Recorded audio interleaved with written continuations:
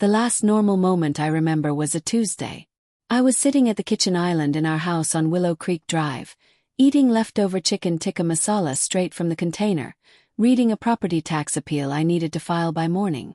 The kitchen smelled like cumin and dish soap. David was somewhere in the living room, half watching ESPN. His shoes still on even though I'd asked him 100 times. Everything felt ordinary, slightly annoying. 3 days later, my entire life changed on a Friday night at 10:47 p.m. I remember the time because I looked at the microwave clock when I heard his car start. Not the front door closing, I'd already heard that. It was the engine turning over in the driveway that made something in my chest go still. Not alarmed. Still. The way you go still when your body figures something out before your brain does. He told me he had a work call. A regional sales check-in with his team in Atlanta. On a Friday. At 10:30 at night. I stood at the kitchen window and watched his headlights sweep across the neighbor's oak tree as he reversed out. His phone, the one he always left face up on the counter, was gone with him. That was new. I didn't cry that night. I didn't even call him. I just stood there in my socks on the cold tile, and I thought about the last 4 Fridays. The late dinners that weren't late dinners. The dry cleaning he picked up on a Saturday and came home smelling faintly like something floral and warm. The way he'd started laughing differently when he talked about Sarah, my best friend Sarah, like something private had grown between them that I wasn't supposed to notice. Noticed. I just hadn't let myself know what I was noticing. That Friday night, standing at the window of the house I helped pay for, in the suburb I helped choose, in the life I helped build, I let myself know. And that knowing, that was the beginning of everything. Before I go any further, let me tell you who you're actually listening to, because it matters for everything that comes next. My name is Maya Coldwell. I'm 34 years old. I'm a licensed CPA, and I own a small accounting firm called Caldwell Financial Services in Brentwood, Tennessee, which, if you're not familiar, is about 15 miles south of Nashville. Quiet suburb, good schools. The kind of neighborhood where people put American flags on their porches and wave to each other on morning walks and absolutely do not air their marital crises on the front lawn. I started my firm 4 years into our marriage. 7 clients turned into 22. 22 turned into 41.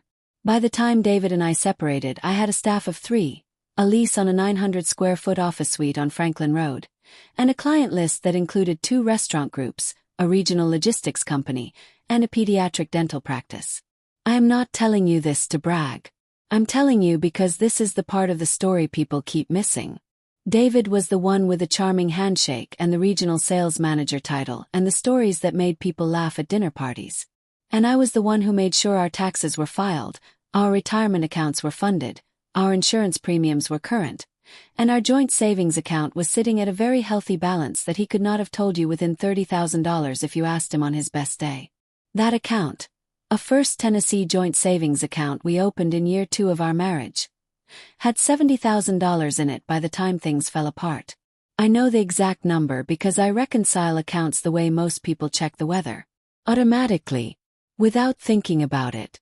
What David had never done, not once in 6 years, was log into that account. He didn't know the routing number. He didn't know the account number. He had never opened a single paper statement because we'd switched to e-statements in 2021, and those went to my email. He was listed as a joint account holder, but I was listed as the sole authorized transactor. That language was in the original account agreement. He signed it in 2019 at a First Tennessee branch on Old Hickory Boulevard while he was answering a text. I remember thinking even then, he should really read what he's signing. He didn't. And that detail, that small, boring, bureaucratic detail, became the most important sentence in this entire story. But I'm getting ahead of myself. Before I get to the account, I need to tell you what 6 years of being David Caldwell's wife actually looked like. Because the $70,000 wasn't just money. It was 6 years of invisible labor that he never once acknowledged, and that I was finally going to acknowledge for myself. Here's the thing about being married to someone who underestimates you. It doesn't usually happen all at once. It's not a single explosion. It's a slow, quiet leak. A drip you almost don't notice until one day you look down and realize the whole floor is wet. David wasn't cruel. I want to be precise about that because this story isn't about a monster. It's about something in some ways more insidious. A man who genuinely could not see me. Who looked at everything I built and categorized it as background noise. Let me give you 3 specific moments. The first one happened in year 3 of our marriage, at a dinner party at our friends Marcus and Diane's house in Green Hills. There were 8 of us around the table. The conversation turned to finances. Specifically, whether it made more sense to max out a Roth IRA or a traditional 401k given current tax brackets. 2 of the guests were going back and forth, both confidently wrong in slightly different ways. I knew the exact answer. I do this for a living. So I started to explain the income thresholds, the deduction phase-outs, the strategic case for each depending on your projected retirement bracket. David laughed. Not meanly. Just casually. He said, "Babe, let Marcus finish. He was a finance major." Marcus had been a finance major 20 years ago and was currently managing a furniture store. Nobody corrected David. I finished my glass of wine. I did not finish my explanation. The second moment was the one that should have told me everything about Sarah. It was 14 months before our marriage ended. David had been telling a story at brunch, our usual Sunday brunch with Sarah and her boyfriend at the time, about a genius idea for restructuring his company's expense reporting system. He was describing it in detail, pleased with himself, and I recognized it immediately because it was a system I had outlined for him on a legal pad 8 days earlier when he complained about his expense workflow over dinner. I said gently, "That was actually my idea, babe. Remember? I drew it out for you." David smiled like I'd said something adorable and said, "Maya's always trying to take credit." And Sarah laughed. Not maliciously, just easily, like it was a harmless little quirk. The wife who takes credit. Funny. I looked at her across the table and I thought, you should know me better than that. But I let it go. I let it go because I loved her. Because we'd been friends since sophomore year at Vanderbilt. Because I told myself it was nothing. It was not nothing. The third moment was the clearest of all, and it happened just 4 months before everything broke open. We were filing our joint tax return, which I prepared myself as I had every year of our marriage. David glanced at the final numbers, saw the refund figure, $4,200, and said, genuinely surprised, "Oh, that's better than I expected. I guess it's been a good year." I had spent 11 hours on that return. I had found 2 deductions he didn't know existed. I had restructured the way we categorized my business income to reduce our effective rate by nearly 2 points. I guess it's been a good year. Like the money had just appeared. Like the math had done itself. I remember closing my laptop and sitting very quietly at my desk for about 90 seconds. That was the clearest I ever felt about what our marriage had actually become. Not a partnership. A performance, where David held the microphone, and I made sure the lights stayed on and the sound system worked and nobody noticed the whole thing was being held together by someone he hadn't really looked at in years. I should have started drawing my conclusions then. What I didn't know was that while I was managing our finances and running my firm and filing our taxes and paying our home insurance and maintaining our joint account, David was falling in love with my best friend. And the 2 of them were about to make the worst financial and personal decision of their lives. I want to tell you exactly how I found out. Not the version I told people at first, the sanitized one where I say we grew apart and changed the subject. The real version. Because the real version is the one that matters. It was a Saturday morning in March. One of those early Tennessee spring days where the air is still cold but the light is starting to feel different, like the world is warming up just underneath the surface. I made coffee. I was still in my robe. David had slept in, which wasn't unusual for a Saturday, and I was sitting at the kitchen table going through a client file when his phone buzzed on the counter. I wasn't snooping. I wasn't suspicious in that moment. I just happened to be standing 2 feet from his phone when the screen lit up, and I happened to see the name. Sarah Yellow Heart. Heart emoji. Yellow. The kind you use for someone who makes you feel warm. My stomach dropped so cleanly it felt almost surgical. I put my coffee cup down. Picked up his phone. It wasn't locked. David had never bothered with a passcode because he said it was annoying, and I opened the thread. I'm not going to read you everything I saw. Some of it I've worked hard to unknow. But I'll tell you the things that are burned in. A message from David, sent 11 days earlier, at 11:52 p.m. I think about you constantly. This is not going away. A message from Sarah the following morning. I know. We have to figure this out. And then, from 3 days before that Saturday morning, a message from David that said, she doesn't see me. She never has. You do. She doesn't see me. I stood in my kitchen in my robe with my coffee going cold, and I thought about 11 hours on a tax return and $70,000 in a savings account and 4 years of building a business and every dinner party where I let someone else finish talking. And I thought, I saw everything. You just didn't like what I was looking at. I put his phone back exactly where it was. Green down. Then I went to the bathroom, turned on the shower so he wouldn't hear anything, and I sat on the edge of the tub and I let myself have exactly 12 minutes of falling apart. I know it was 12 minutes because I watched the clock on the wall. I cried the ugly kind, the silent shaking kind where you press your hands over your mouth and your whole body does something that doesn't feel like crying. It feels like something tearing loose at the root. 12 minutes. Then I washed my face with cold water. Then I walked back out. David was in the kitchen when I came out. He'd poured himself coffee. He was looking at his phone, a different look than usual, a little too casual, a little too studied, and he said without looking up, "Morning. Sleep okay?" "Fine," I said. "You?" "Good," he said, and smiled at me. That easy practice smile. Smiled back. And in that moment, something shifted permanently inside me. I didn't feel rage. I didn't feel the urge to throw his coffee across the kitchen. What I felt was something colder and more useful than rage. Felt clarity.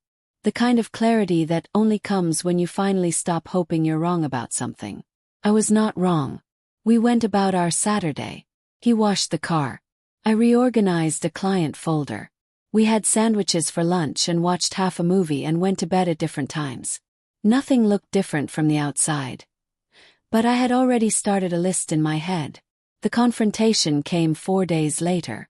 I chose it deliberately. A Tuesday evening after dinner, when I knew he'd be relaxed and off guard. I sat across from him at the kitchen table and I said very quietly, "I need you to tell me what's happening with Sarah." He went through the full progression in about 90 seconds. First the confusion. "What are you talking about?" Then the performance. "Are you seriously accusing me of something right now?" Then, when I didn't blink, didn't raise my voice, just looked at him with what I can only describe as the patience of a woman who has already done her math. The collapse. He put his face in his hands. And then he told me. Not everything. Men like David never tell you everything. But enough. That it had been going on for 4 months. That it had started at a group camping trip in October. The one I'd skipped because I had a client deadline. That he hadn't meant for it to happen. I didn't mean for it to happen. He nodded. I didn't scream. I didn't throw anything. I said, "I need you to go stay somewhere else tonight."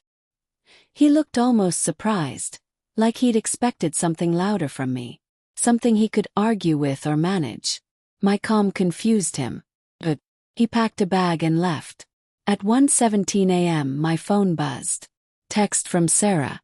"Maya, I am so sorry. I never wanted to hurt you. Love you. I don't know how this happened. Please call me." I read it twice. Then I blocked her number, turned off my lamp, and stared at the ceiling in the dark for a long time. Not crying. Thinking.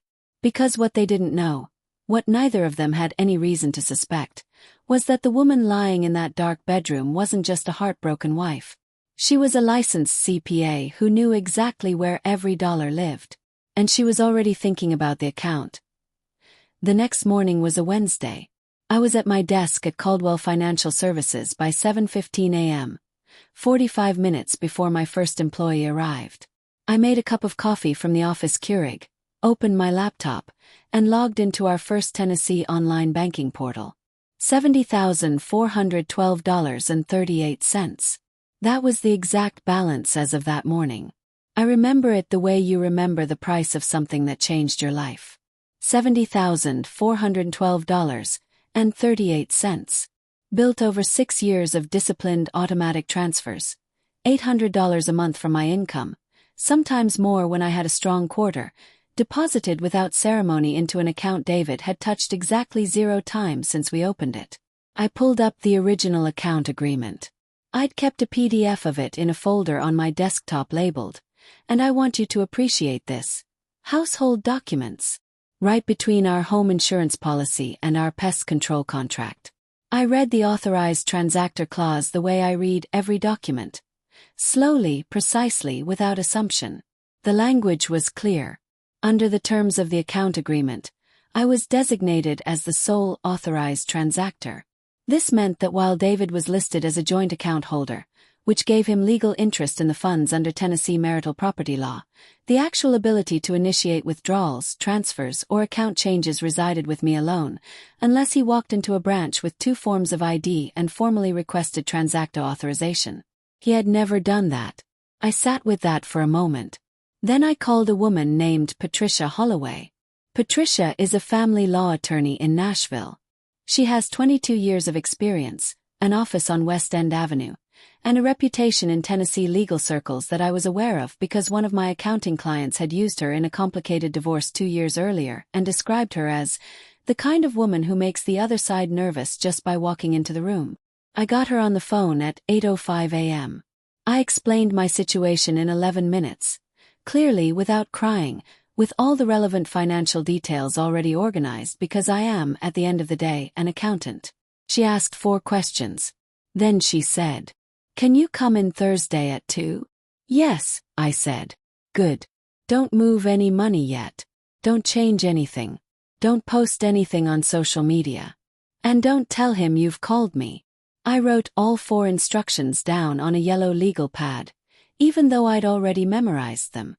Then I closed my laptop, finished my coffee, and when my employee Dara walked in at 8 a.m. and said, "Morning, Maya, you okay?"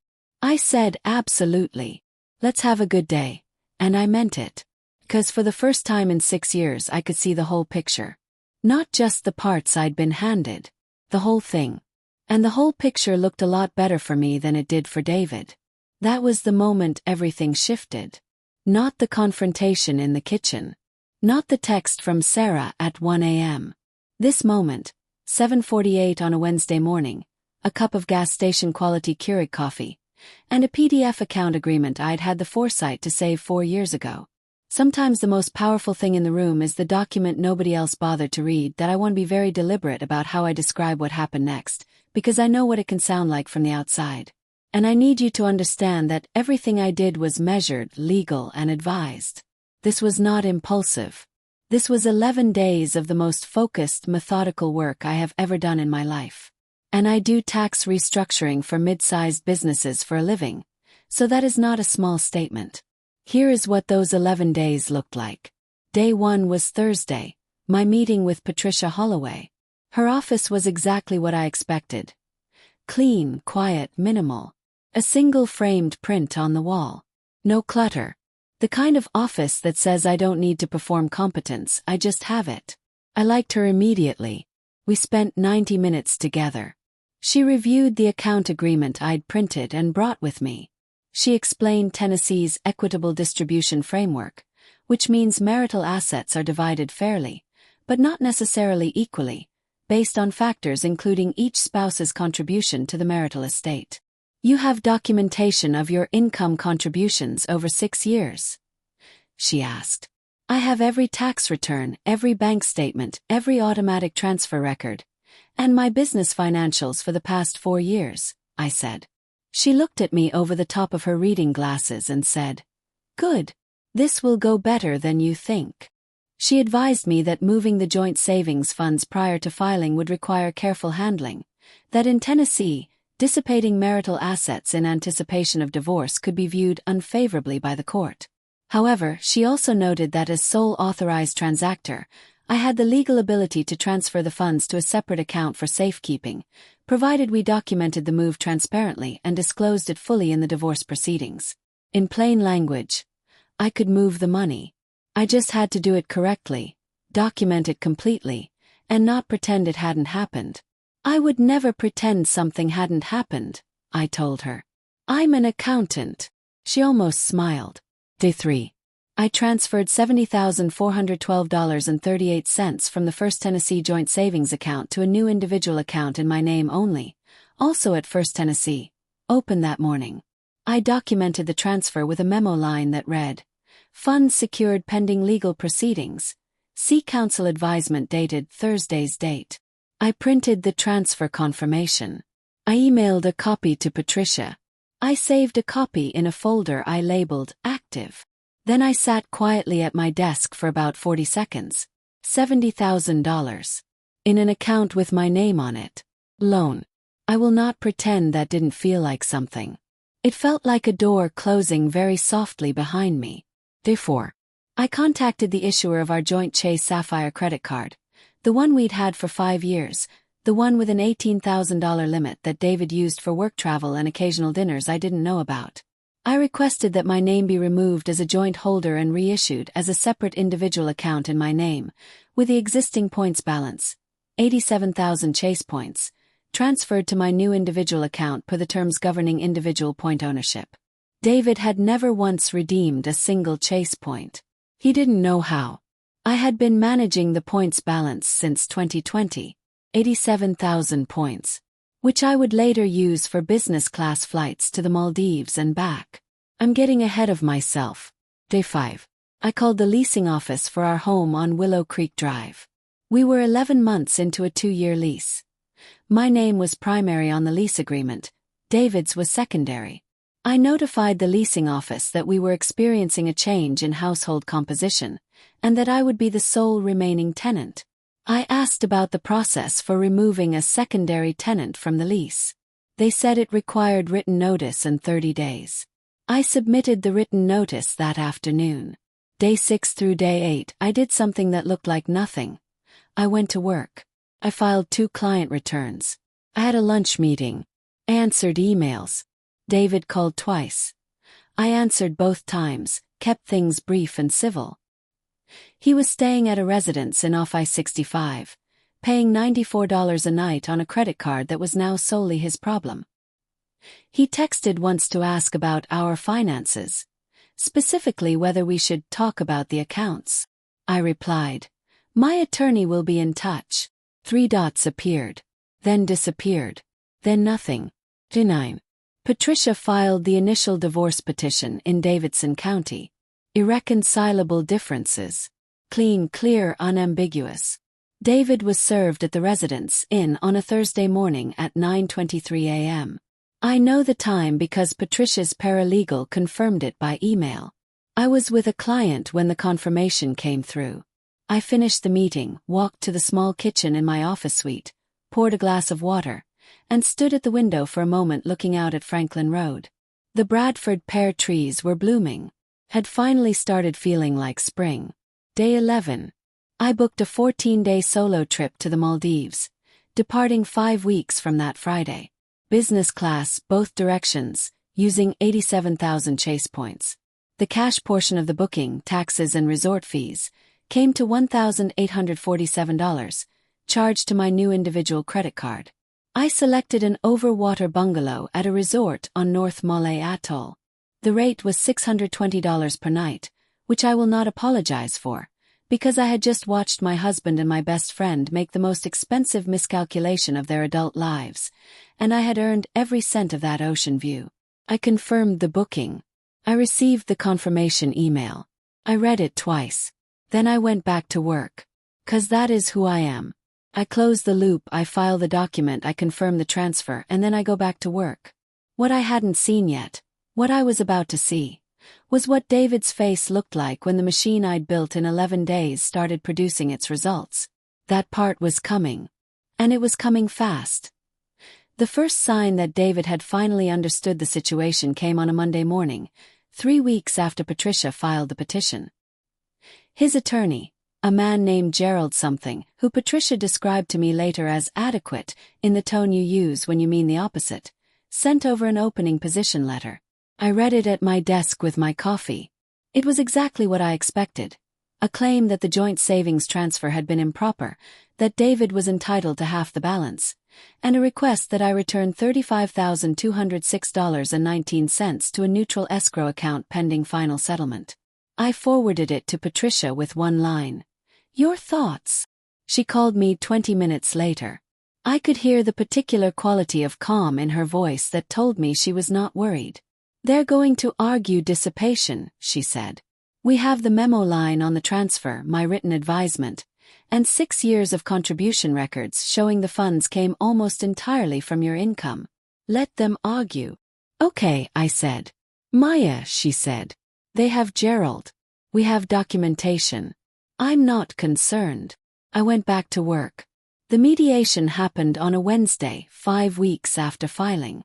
A downtown Nashville conference room, 14 floors up, with a view of the Cumberland River that I found myself appreciating more than I expected to. David sat across the table in a suit that needed pressing. He looked tired in the specific way that $94 a night residence in living produces.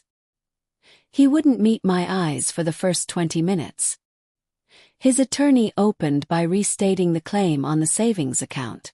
Patricia responded by placing a document in the center of the table, a 6-year summary of income contributions to the joint savings account, prepared by me, formatted the way I format everything. Clean, precise, and impossible to argue with without looking foolish. Of the $70,412.38 in the account at the time of transfer, $63,900 had been sourced from my income. The remaining $6,512 represented David's contributions over 6 years, an average of $1,085 per year, or roughly $90 per month, from a man earning $94,000 annually. Gerald looked at the document for a long moment. David looked at the table. Patricia said nothing. She didn't need to. The final settlement was reached that afternoon. I retained $63,900 of the savings balance, which the court recognized as equitable given the documented contribution disparity. David received $6,512, precisely what he had put in. He also retained his 401k, which I had never touched, and assumed sole responsibility for $11,200 in credit card debt on 2 cards that were in his name, which he had apparently been using in ways I was only partially aware of. The marital home lease, with my name primary, reverted to me alone. David had 30 days to collect his belongings. He came on a Saturday with a rented pickup truck and a friend I didn't recognize. I was not there. I had chosen to spend that Saturday at my office, catching up on a client project, because I saw no reason to make it a scene or to watch. Dara had offered to come keep me company. I told her I was fine. I was fine. He took his clothes, his golf clubs, his record player, 3 boxes of miscellaneous items, and the flat-screen TV from the guest room. He left the kitchen table, the couch, the bed, and I discovered later, a watch I'd given him for our 3rd anniversary, sitting on the bathroom counter next to a note that said only, "I'm sorry." 2 words. 6 years.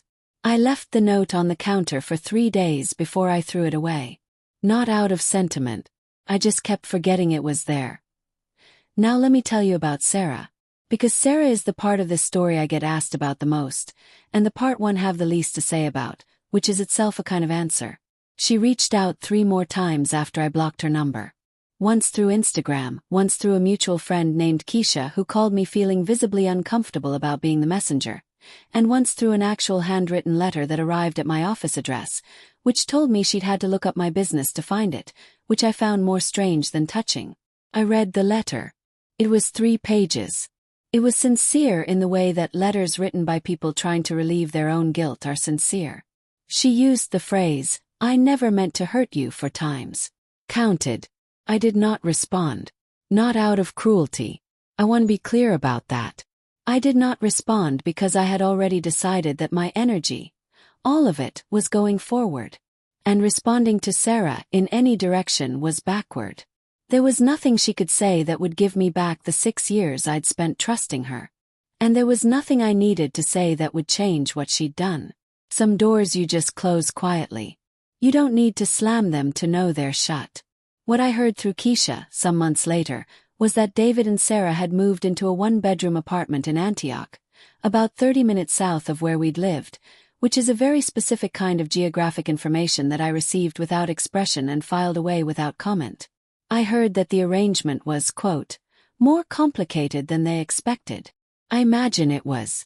Falling for someone in secret, in the charged and consequence-free atmosphere of a secret, is a very different thing from splitting a one-bedroom apartment in Antioch, while one of you is paying $6,512 in divorce settlement and the other is trying to build a yoga clientele from scratch in a new part of town.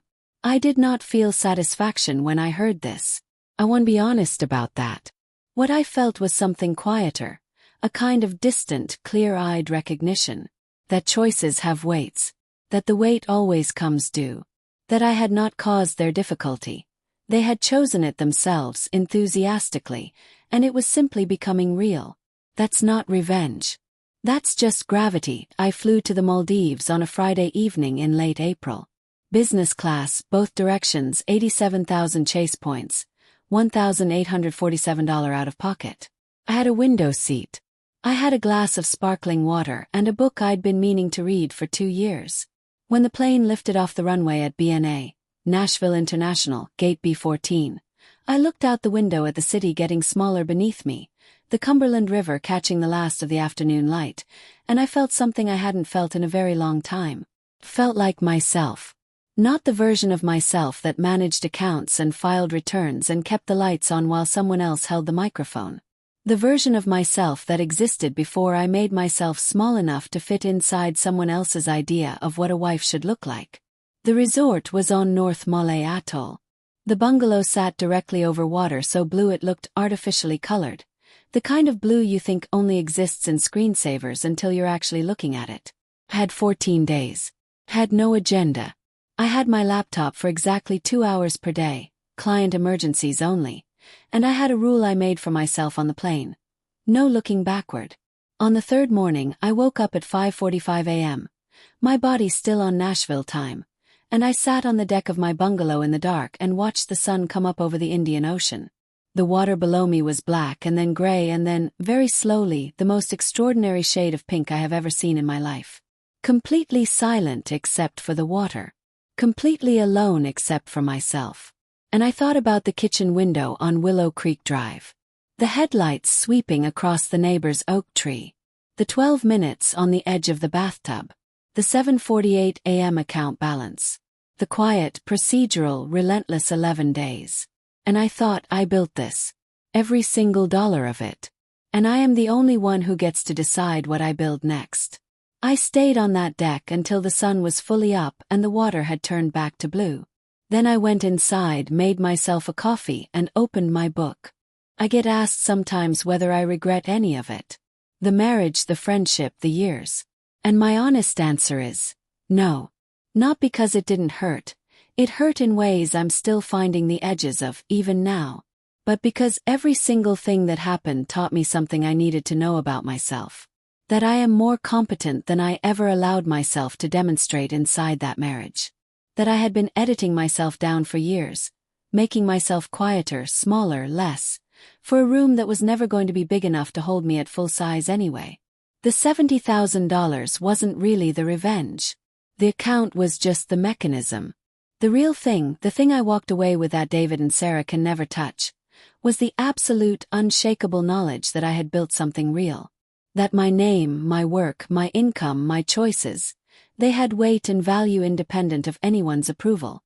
You can underestimate the woman who keeps the books. A lot of people do. She's usually the one who knows exactly where everything is.